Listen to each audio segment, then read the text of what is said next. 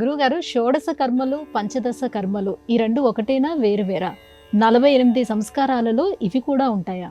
ఇవే అందులోనివి అని చెప్పాలి. 48 సంస్కారాలలో 8 ఆత్మగుణములు కాగా 40 సంస్కారాలలో షోడశ కర్మలను మినహాయించి ఇవి 15. 16వ కర్మ అంత్యేష్టి, అది 40వది. మధ్యలో వచ్చేవి సప్త పాక సంస్థలు, సప్త సోమ సంస్థలు, సప్త హవిస్ సంస్థలు, సప్త యజ్ఞ సంస్థలు. ఇలా 28 సంస్థలతో విశేషమైనటువంటి ధర్మాలను మనం అనుసరించాలి అంటుంది అగ్ని పురాణం. 48 సంస్కారాల జాబితా మనకు అగ్ని పురాణం అందిస్తుంది. 48 సంస్కారాలు మనం చెయ్యం కదా, సమయం కుదరదు కదా, ఆధునిక జీవన శైలిలో ఉన్నాం కదా అనుకున్నప్పుడు ఇందులో కనీసంగా షోడశ కర్మలు 16 పాటించాలి. గర్భాధానము, సీమంతము, పుగుంసవనము, జాతకర్మ, నామకర్మ, అన్నప్రాశన, చౌల, ఉపనయన, చతుర్విధ సంస్కార యజ్ఞ సంస్కారములు, అందులో ప్రాజాపత్యాది హోమములు 4 రాగా 14వది స్నాతకము, 15వది వివాహము, 16 అంత్యేష్టి. ఈ 15కి గర్భ ఆధానముతో ఆరంభం చేసుకొని చైనా వాళ్ళు కూడా ఏ రోజున గర్భ ఆధాన సంస్కారాన్ని పాటిస్తే ఎలాంటి శిశువు జన్మిస్తాడో వేల సంవత్సరాల పూర్వమే ఒక చార్ట్ రూపంలో సిద్ధం చేసి ఉన్నారు, బేసి సరి సంఖ్యలతో. ఈ సంస్కార సంప్రదాయం యవన జాతకంలో, బృహజ్జాతకంలో కూడా మనం చూడవచ్చు, 19వ అధ్యాయంలో ఉంటుంది. ఇలాంటి ఈ సందర్భాలన్నీ కూడా చూచినప్పుడు గర్భ ఆధానముతో ప్రారంభమైన ఈ సంస్కార ప్రక్రియ వివాహం వరకు కొనసాగుతుంది. ఇది 15, 15 కనుక వీనికి పంచదశ కర్మలు అని పేరు. వీటికి సంబంధించిన ముహూర్తం ప్రత్యేకంగా నిర్మించాలి, మనమే నిర్ణయించుకోవాలి.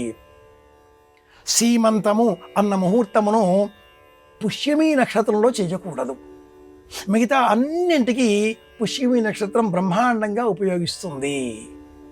ఆ సీమాంతమను వ్రజామహే సంస్కారాలు ముహూర్తం పైన ఆధారపడి ఉంటాయి.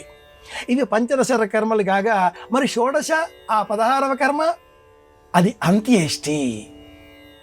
ఈ మొదటి 15 కర్మలకు ముహూర్తం ఉంటుంది. ప్రాణం వెళ్ళిపోవడానికి ముహూర్తం ఉండదు కదా, అది తెలియదు కదా. కనుక 16వ సంస్కారాన్ని అంత్యేష్టి, ముహూర్తం తెలియని సమయంలో వెళ్ళిపోయాడు కనుక, తెలియనప్పటికీ వెళ్ళిపోయిన అనంతరం ఆ సమయం తెలుస్తుంది కనుక ఆ సమయం శుభమా అశుభమా, ధనిష్ఠా మంచకాల, త్రిపాద నక్షత్రమా, ద్విపాద నక్షత్రమా, వర్జ్య సమయంలోనా, వారదోషమా, నక్షత్ర దోషమా, తిథి దోషమా, ఎన్ని రోజులు ఇల్లు వదిలిపెట్టాలి, కర్మ ఎలా చెయ్యాలి, ఎవరు ఏ విధంగా ఎన్ని రోజులు ఆ దూరం ఉండే అంశాన్ని పాటించాలి, సంవత్సర కర్మ ఎలాంటిది, ఇవన్నీ కూడా శాస్త్ర ప్రమాణాలు. ఈనాటి కాలంలో సుప్రసిద్ధ పండితులు కూడా ఆధునిక వైజ్ఞానం అన్న పేరిట మాట్లాడుతూ అంత్యేష్టి, వాళ్ళు 10 రోజులు ఏమిటి, వీళ్ళు 11 రోజులు ఏమిటి, 10 రోజులు దాటిన తర్వాత దేవాలయాలు వెళ్ళకూడదు ఏమిటి, అందరూ వెళ్ళవచ్చు, ఇలా మాట్లాడుతూ ఉన్నారు. శాస్త్రం తెలియక మాట్లాడే మాటలు అవి. కర్త చనిపోయిన వ్యక్తికి సంబంధించి బాధ్యతగా తాను ప్రవర్తిస్తూ సంవత్సర కాలం పాటు నిత్య నైమిత్తిక కార్యకర్మలలో చతుర్విధాలుగా ఉండే కర్మలను స్వీకరించి తాను కర్తకు బదులుగా వ్యవహరిస్తాడు. కనుక సంవత్సర కాలం పాటు ఆలయ దర్శనం చేయకూడదు. ఇలాంటి నియమాలన్నీ అంత్యేష్టికి ఉన్న కారణం చేత శుభము అశుభము అనే విభజనలో 15 కర్మలు శుభాలు, ఇంటికి మామిడాకు కట్టుకునేవి. అంత్యేష్టి మామిడాకు కట్టుకునేది కాదు అనే ఉద్దేశ్యంతో 15 కర్మలు నిర్వహించేవారు ఒకరు, 16వది షోడశ కర్మలలో 16వ దానిని నిర్వహించేవారు వేరొకరుగా విభజించి సమాజం సక్రమంగా ప్రయాణించే విధంగా సనాతన సంప్రదాయం ఒక పద్ధతిని సూచించింది. ఈ 2 పద్ధతులు 40 సంస్కారాలలోనివే.